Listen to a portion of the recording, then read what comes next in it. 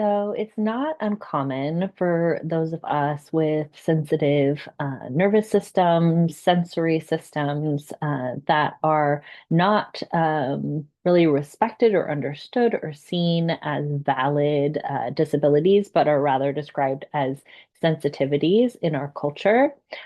It's not uncommon for us to feel like we're asking too much of the people in our lives to access accommodations or support.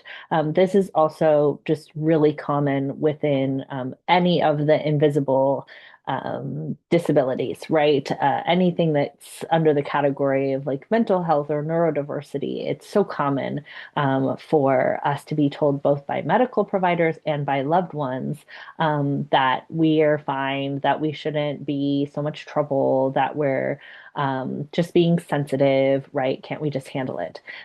So things like this fall under the category of like wanting lights to be turned off or dimmed, wanting sounds to be softer or off, wanting time alone, wanting to be in fragrance-free environments, right? Wanting to have access to certain kinds of clothing that would support us sensory-wise or foods.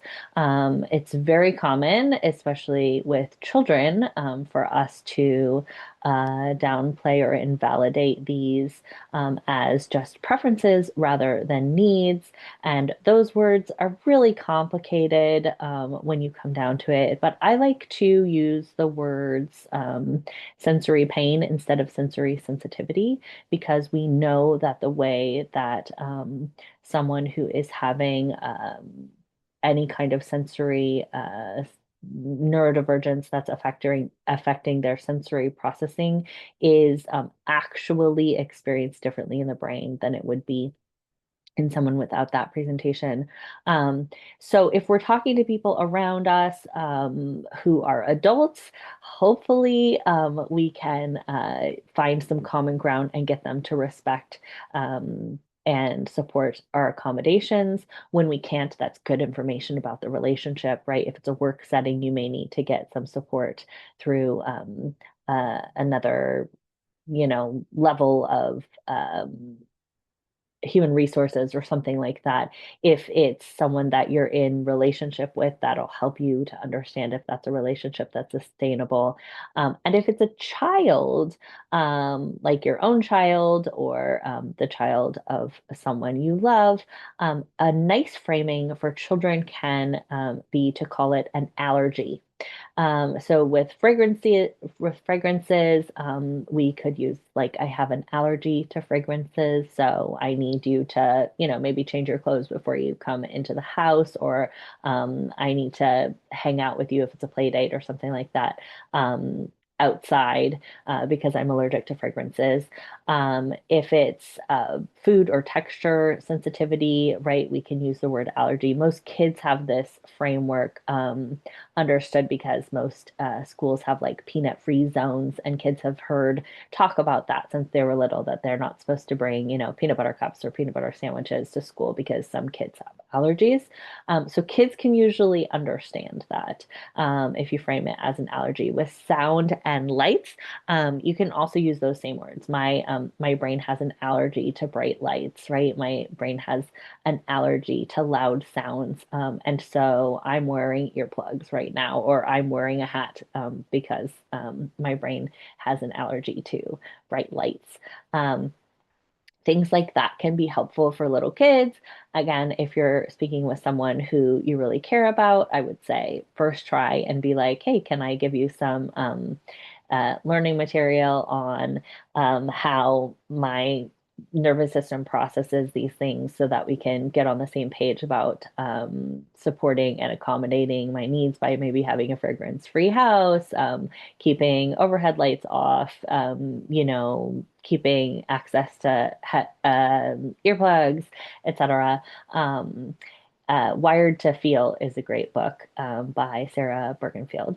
Um, and as a resource for someone who's open to learning about it. And then when it's someone who's not open to learning about it, just using that as information for how much we want to be involved with that person and for how long. They may not have the capacity to recognize what's going on for us or to validate or to be open to accommodating. And that's just helpful information, right? So, again, if it's a personal relationship, it'll help you to make decisions about how you'd like to proceed in that relationship. And if it's a work relationship, you may need to access resources or supports from someone else, or use that as information about whether you'd like to stay in that work relationship long term. And then in the general world, right, when we're faced with a world that's completely stigmatizing and invalidating, connecting with other people who have our experiences and with providers that can validate for you, like this is real. We have really good science that is coming out every day about the sensory system and how it is experienced so differently person to person. To be around folks who are going to support and encourage and validate you and share accommodation ideas and help you feel less alone and help you not downplay your own experience, right? And then connecting with those people and with yourself around the grief and the anger that can come up so validly about being in a world that is so invalidating and stigmatizing, and that has made us feel like we're doing something wrong, or we're being a brat, or we're being dramatic, or we're a problem, or why can't we just, or why can't we figure it out, right? Um, and to recognize that, like, this world is not supporting us, and that's really hard. Another book rec for that experience is The Future is Disabled by Leah.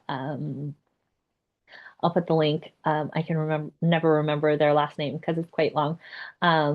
Leah Lakshmi. Uh, I'll put it in the link.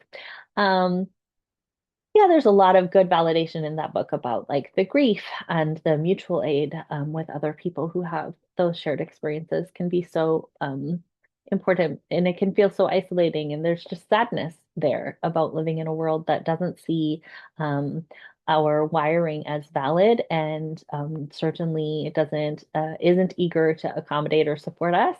Um, so, yeah, those are just some thoughts on if you're navigating how to communicate with others about your needs, and how to do that in ways that children might understand, and how to reconcile when adults choose not to or don't have the capacity to understand, and how to support yourself in the grief of being born into a society that says there's something wrong with you.